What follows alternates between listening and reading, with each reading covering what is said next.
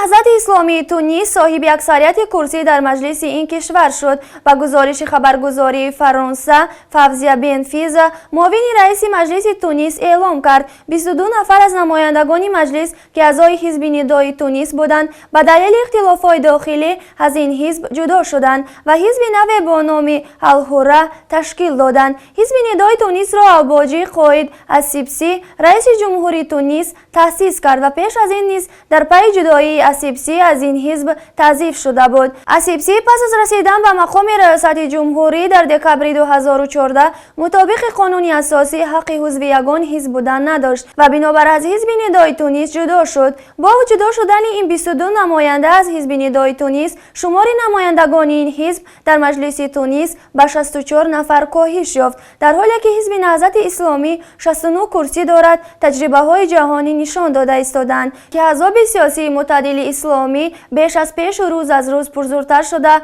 هرچی بیشتر به موفقیت ها نائل گشته مردمی شده ایستادند.